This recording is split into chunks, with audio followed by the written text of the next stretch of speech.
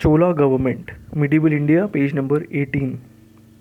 The king was the most important person in the Chola administration.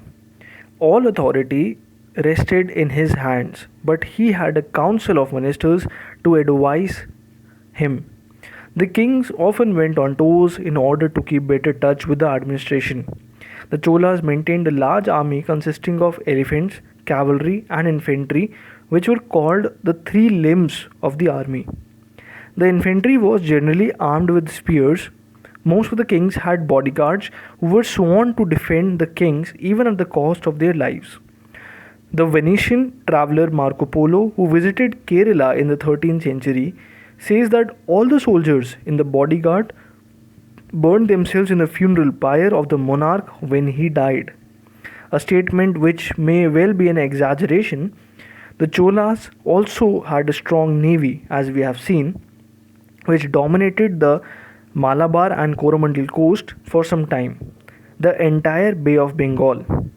The Chola Empire was divided into mandalams or provinces, and these in turns were divided into Valnadu and Nadu.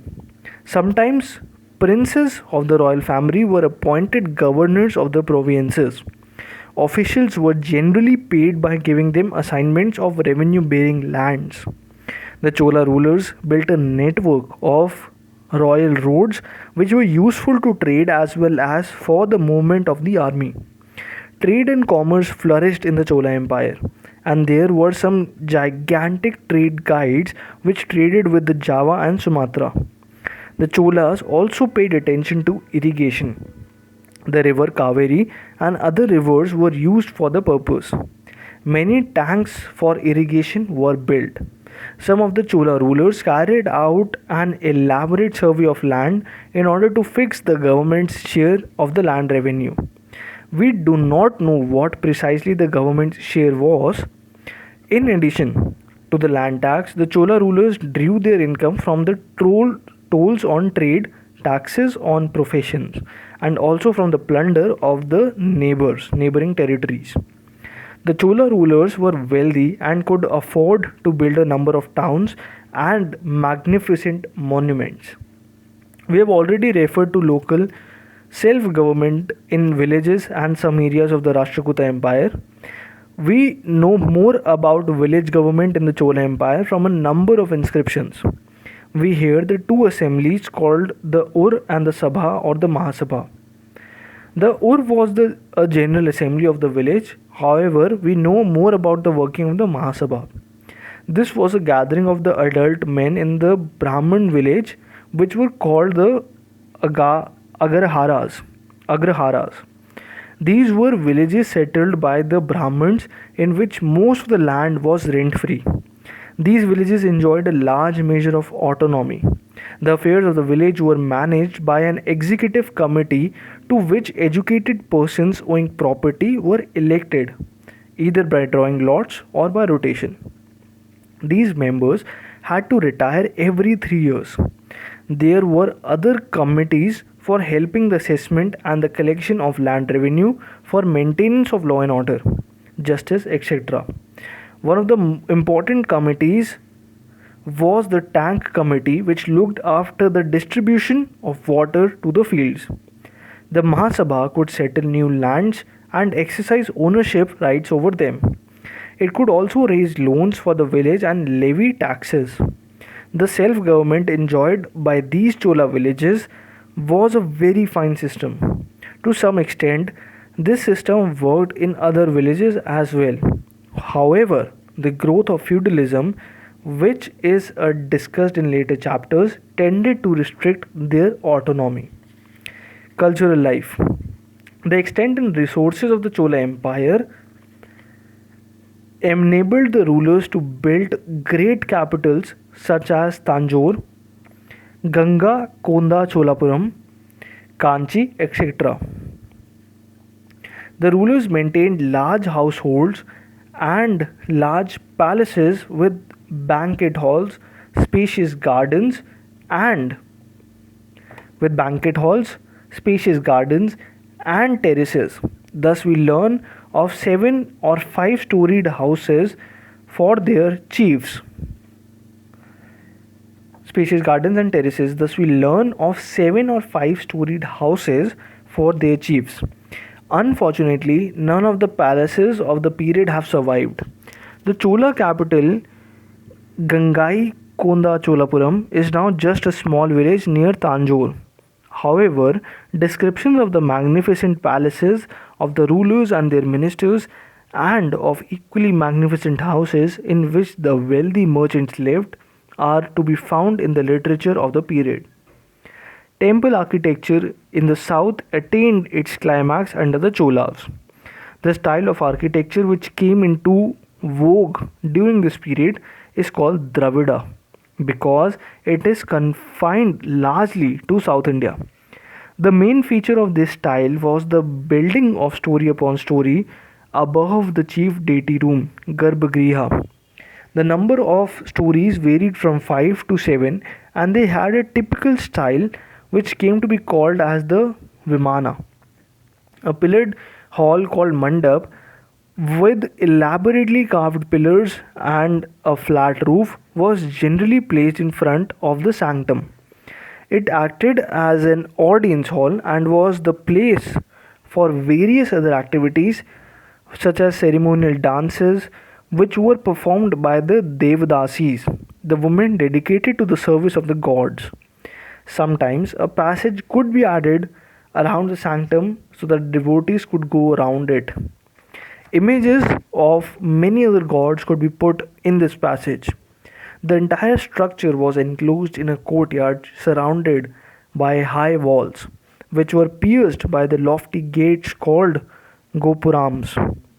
In course of time, the Vimanas rose higher and higher. The number of courtyards were increased to 2 or 3, and the Gopurams also became more and more elaborate. Thus, temple became a miniature city or palace. Living rooms for the priests and many other being provided in it. The temples generally enjoyed revenue-free grants of land of their expenses. They also received grants and rich donations from wealthy merchants. Some of the temples became so rich that they entered businesses, lent money, and took part in business enterprises.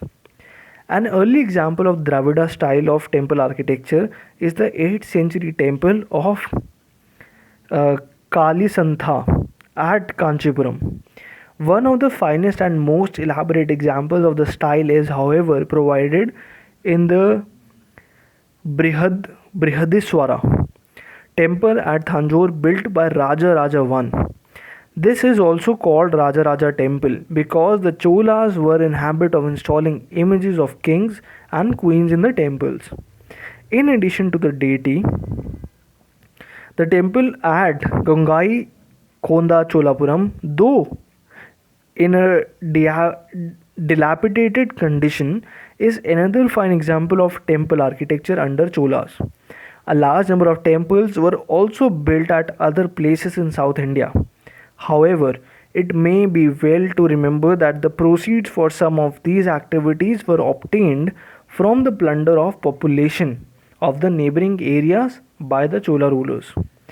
After the fall of Chola, temple building activity continued under the Chalukyas of the Kalyani and the Hoysalas. The district of Dharavar and the Hoysala capital Halibid had a large number of temples. The most magnificent of these Hoysalavara temples, it is the best example of what is called the Chalukyan style. Apart from the images of gods and their attendants, both men and women, Yaksh and Yakshini, the temple contains finely sculptured panels which show a busy panorama of life, including dance, music, and scenes of war and love.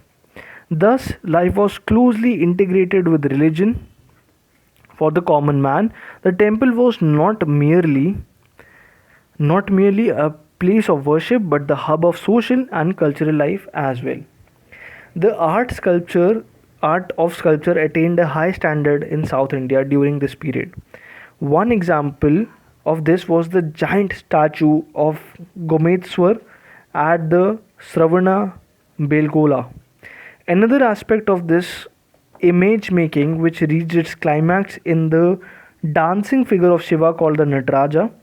The Nataraja figures of this period, particularly those in bronze, are considered masterpieces. Many fine examples of this are to be found in museums in India and outside. The rulers of the various dynasties also patronized arts and letters during this period. While Sanskrit was regarded as a language of high culture, and a number of kings as well as scholars and court poets wrote in it, a remarkable feature of the period was the growth of literature in the language of the areas.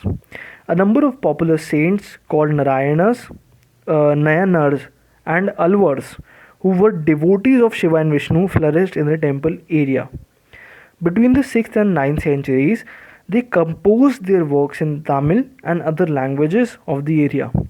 The writing of these saints, which were collected into 11 volumes under the name Tirumuraris in early part of the 12th century, were considered sacred and are looked upon as fifth Veda.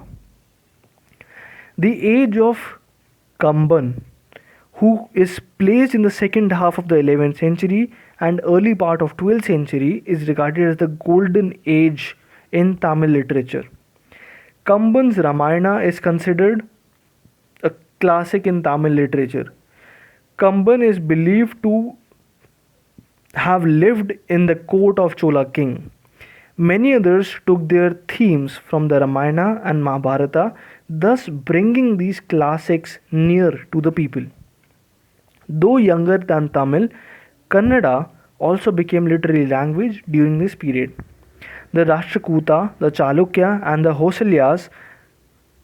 Hosayas patronized Kannada as well as Telugu.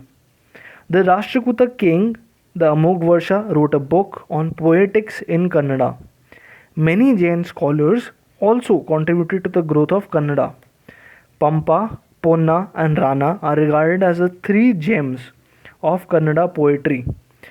Although they were under the influence of Jainism, they also wrote on themes taken from Ramayana and Mahabharata. Naniya, who lived in the court of Chalukyan king, began the Telugu version of Mahabharata. The work begun by him was completed in the 13th century by the Tikkanna. Like the Tamil Ramayana, Telugu Mahabharata is a classic which inspired many subsequent writers. Many folk of popular themes are also be found in these literatures. Popular themes which were not derived from Sanskrit and which reflect popular sentiments and emotions are called Desi or ruler in Telugu.